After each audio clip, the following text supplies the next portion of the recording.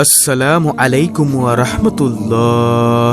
সকাল এবং সন্ধ্যায় একটি জিকির করিলে আল্লাহ তাআলার আরশে আজিম পর্যন্ত কাঁপতে থাকে এবং তার জন্য দোয়া করতে থাকেন। যতক্ষণ না পর্যন্ত তার দোয়াকে কবুল করা হয় ততক্ষণ পর্যন্ত কাঁপতে থাকেন আর দোয়া করতেই থাকেন। সুবহানাল্লাহ। প্রিয় দর্শক, আল্লাহ তাআলার আরশে আজিমে একটি বিশেষ নূরের খুঁটি রয়েছে। যখন কোনো বান্দা দুনিয়ায় বসে এই জিকিরটি পাঠ করে, সঙ্গে সঙ্গে এই জিকিরের আওয়াজ আল্লাহ তাআলার আরশে আজিমে গিয়ে ধাক্কা লাগে, যার কারণে আল্লাহ তাআলার আরশে আজিমে থাকা সেই বিশেষ নূরের খুঁটিটি কাঁপতে থাকে। তখন আল্লাহ তাআলা খুঁটির এই অবস্থা দেখে খুঁটিকে জিজ্ঞাসা করেন, ও খুঁটি, তুমি কেন কাঁপো? খুঁটি বলে, হে আল্লাহ, আপনার এক বান্দা, আপনার এক বান্দি দুনিয়ায় বসে এই জিকিরটি পাঠ করছে, যার কারণে আমি কাঁপছি।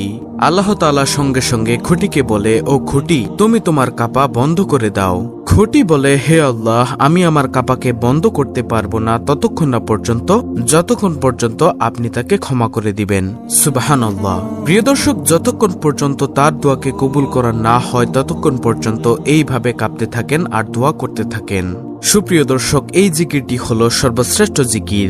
যেই জিকির পাঠ করলে আসমানের সমস্ত দরজা খুলে যায়, আরশে আজিমের সমস্ত পর্দা উঠে যায়। আল্লাহর নবী হযরত মুসা আলাইহিস সালাম আল্লাহ তাআলাকে বলেন, হে আল্লাহ, আপনি আমাকে এমন একটি দোয়া শিখিয়ে দিন যে দোয়ার মাধ্যমে আমি আপনার জিকির করব, আমি আপনাকে স্মরণ করিতে পারবো। আল্লাহ তাআলা হযরত মুসা আলাইহিস সালামকে এই জিকিরটি শিক্ষা দিয়েছিলেন। সুবহানাল্লাহ। আল্লাহর নবী হযরত মুহাম্মদ সাল্লাল্লাহু আলাইহি ওয়াসাল্লাম পবিত্র হাদিসের মধ্যে ইরশাদ করেছেন, ৭ আসমান ও ৭ জমিন এক পাল্লায় রাখা হলে অপর পাল্লায় যদি এই জিকিরটি রাখা হয় তাহলে এই জিকিরের পাল্লাটি বেশি ভারী হয়ে যাবে। সুবহানাল্লাহ। এই জিকির পাঠ করার পরে আল্লাহ তাআলার কাছে কোনো কিছু চাওয়া হলে আল্লাহ তাআলা অবশ্যই তার চাওয়াকে পূর্ণ করে দেন। কোনো দোয়া করা হলে অবশ্যই তার দোয়াকে কবুল করেন। প্রিয় দর্শক, অনেকেই আছেন অভাবগ্রস্ত, অনেকেই ঋণগ্রস্ত, কোনোভাবেই ঋণ পরিশোধ করতে পারছেন না। এই জিকিরের আমলটি করে আল্লাহ তাআলার কাছে দোয়া করুন। আপনার ঋণের পরিমাণ যদি পাহাড় সমান হয়ে থাকে, আল্লাহ তাআলা আপনার সমস্ত ঋণকে কুদরতিভাবে পরিশোধ করে দিবেন ইনশাআল্লাহ। আপনার সকল অভাব অনটন, দুঃখ কষ্ট, পেরেশানি, চিন্তা দূর করে দিবেন। চতুর্দিক থেকে রিজিকের ব্যবস্থা করে দিবেন। যেদিকে যাবেন সফলতা অর্জন হবে ইনশাআল্লাহ। এছাড়াও এই জিকিরের আমলটি করে আল্লাহ তাআলার কাছে দোয়া করুন। আল্লাহ তাআলা অবশ্যই আপনাকে নেককার সলিহিন সন্তান দান করবেন, যে সন্তান আপনার জন্য দুনিয়া ও আখিরাতে কল্যাণকর হবে। সুবহানাল্লাহ। দর্শক, দোয়াই হচ্ছে সকল কিছুর মূল। আপনি এই জিকিরের আমলটি করে আল্লাহ তাআলার কাছে যত নেক দোয়াই করেন না কেন, আল্লাহ তাআলা তা কবুল করবেন। কারণ আল্লাহ তাআলার কাছে কোনো কিছু না চাইলে আল্লাহ তাআলা অসন্তুষ্ট হন। আল্লাহ তাআলার কাছে কোনো কিছু চাইলে আল্লাহ তাআলা খুশি হন। প্রিয় দর্শক, প্রত্যেকটি বিষয়ে আপনাদেরকে সুস্পষ্টভাবে বলে দিব, সকলেই গভীর মনোযোগ দিয়ে শুনবেন ইনশাআল্লাহ। দর্শক, এমন একটি সময় আছে যে সময় আল্লাহ তাআলা প্রথম আসমানে অবতরণ করেন, বান্দার জন্য সকল নাজ নিয়ামত নিয়ে চলে আসেন। আল্লাহ তাআলা বান্দাকে এভাবে ডাকতে থাকেন আর বলতে থাকেন, হে আমার বান্দা, কে আছো ক্ষমা প্রার্থী, আমার কাছে ক্ষমা চাইবে, আমি তোমার জীবনের ও যৌবনের সমস্ত গুনাহকে ক্ষমা করে দিব। কে আছো অভাবগ্রস্ত, আমার কাছে রিজিক চাইবে, আমি তোমাকে রিজিক দান করব। কে আছো ঋণগ্রস্ত, আমার কাছে সাহায্য চাইবে, আমি তোমার সমস্ত ঋণকে কুদরতিভাবে পরিশোধ করে দিব। কে আছো সন্তানাদি হয় না, আমার কাছে সন্তান চাইবে, আমি তোমাকে নেক সলিহিন সন্তান দান করিব। সুবহানাল্লাহ। আল্লাহ তাআলা প্রত্যেকটি বান্দাবান্দীদেরকে এভাবে নাম ধরে ধরে ডাকতে থাকেন আর বলতে থাকেন। আর সেই সময়টি হলো রাতের শেষ তৃতীয়াংশে। যেমন ধরেন রাত 2টা অথবা 3টার দিকে, এই সময়ে 2 রাকাত তাহাজ্জুদ নামাজ পড়ে যদি জিকিরের আমলটি করতে পারেন, কপাল খুলে যাবে, ভাগ্য পরিবর্তন হয়ে যাবে, আপনি যা চাইবেন তাই পাবেন। আল্লাহ তাআলা আপনার দোয়াকে কখনোই খালি হাতে ফিরিয়ে দিবেন না ইনশাআল্লাহ। প্রিয় দর্শক, আপনি যদি তাহাজ্জুদ নামাজের পরে এই আমলটি করতে না পারেন তাহলে অবশ্যই ফজরের নামাজের পরে এবং মাগরিবের নামাজের পরে এই আমলটি করবেন। এই আমলটি তাহাজ্জুদ নামাজের পরে কিভাবে করবেন, ফজরের নামাজের পরে কিভাবে করবেন এবং মাগরিবের নামাজের পরে কিভাবে করবেন, প্রত্যেকটি বিষয় আপনাদেরকে বলে দিব। আপনি যদি তাহাজ্জুদ নামাজের পরে এই আমলটি করতে পারেন সবচেয়ে বেশি উত্তম হবে। এজন্য যথেষ্ট চেষ্টা করবেন তাহাজ্জুদ নামাজের পরে এই আমলটি করার জন্য। আপনি যদি তাহাজ্জুদ নামাজের পরে এই আমলটি করেন তাহলে নিয়মটি ভালো করে শুনুন। প্রথমে আপনি ঘুম থেকে উঠে যাবেন 2টা অথবা 3টার দিকে, কারণ এই সময়ে আল্লাহ তাআলা প্রথম আসমানে বান্দার জন্য সকল প্রকার নাজ নিয়ামত নিয়ে অবতরণ করেন আর ডাকতে থাকেন। এজন্য চেষ্টা করবেন 2টা বা 3টার সময় ঘুম থেকে উঠার জন্য। ঘুম থেকে উঠে প্রথমে মিসওয়াক করে নিবেন। যদি মিসওয়াক না থাকে তাহলে অবশ্যই ব্রাশ করে নিবেন, তবে মিসওয়াক করা উত্তম। অতঃপর উত্তম রূপে অজু করবেন। অজুর পূর্বে ছোট্ট একটি বিষয় অবশ্যই লক্ষ্য করবেন, সেটা হলো অজুর নিয়ত করা। অজুর পূর্বে নিয়ত না করিলে অজু সহি হয় না, অজু পরিপূর্ণ হয় না। এজন্য অবশ্যই অজুর পূর্বে নিয়ত করবেন। আপনি যদি অজুর দোয়া না পারেন তাহলে আপনি মনে মনে নিয়ত করে নিবেন যে আমি আল্লাহর সন্তুষ্টির জন্য অজু করছি, তাহলে আপনার নিয়ত হয়ে যাবে। অতঃপর বিসমিল্লাহির রহমানির রহিম পাঠ করে অজু শুরু করবেন। তারপরে উত্তম রূপে অজু করবেন।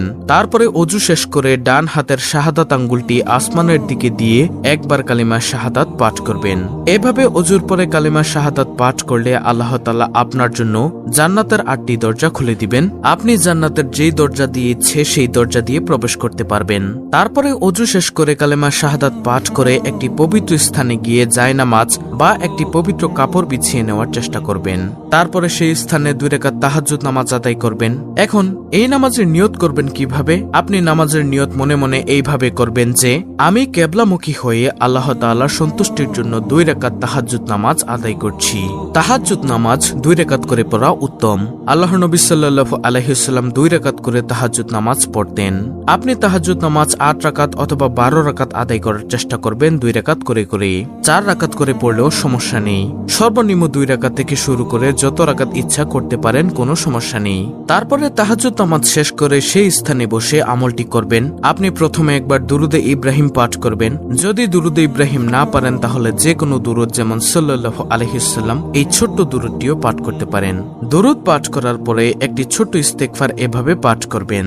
আস্তাগফিরুল্লাহাল্লাযী লা ইলাহা ইল্লা হুয়াল হাইয়ুল কাইয়্যুম ওয়া আতুবু ইলাইহি লা হাওলা ওয়ালা কুওয়াতা ইল্লা বিল্লাহিল আলিয়্যিল আযীম। তারপরে এই দুটি দোয়া পাঠ করার পরে আপনি দোয়া ইউনুস পাঠ করবেন, যেটি পাঠ করার ফলে আপনার সকল বিপদ আপদ বালা মুসিবত দূর হয়ে যাবে। আর দোয়া ইউনুসটি হলো লা ইলাহা ইল্লা আনতা সুবহানাকা ইন্নী কুনতু মিনাজ জালিমিন। তারপরে আরো একটি ছোট্ট দোয়া পাঠ করবেন, যেটা হলো লা হাওলা ওয়ালা কুওয়াতা ইল্লা বিল্লাহ। হাদিসের মধ্যে এসেছে 70টি রোগের মহা ঔষধ এই ছোট্ট দোয়াটি, লা হাওলা ওয়ালা কুওয়াতা ইল্লা বিল্লাহ। তারপরে এই দোয়াটি একবার পাঠ করা শেষ হলে সেই জিকিরটি পাঠ করবেন, যে জিকির একবার পাঠ করলে আল্লাহ তাআলার আরশে আজিম পর্যন্ত পৌঁছে যায় এবং তার জন্য দোয়া করতে থাকে। সুবহানাল্লাহ।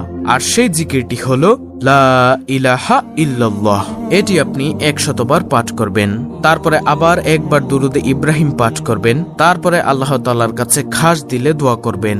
যদি তাহাজ্জুদ নামাজের সময় আপনি আমলটি না করতে পারেন, ঘুম থেকে উঠতে দেরি হয়ে যায়, তাহলে ফজরের নামাজের পরে করবেন। তারপরেও যদি করতে না পারেন তাহলে মাগরিবের নামাজের পরে করবেন। তারপরে মোনাজাতের মধ্যে আপনার সকল কাঙ্ক্ষিত চাওয়া পাওয়াগুলো আল্লাহর দরবারে তুলে ধরবেন।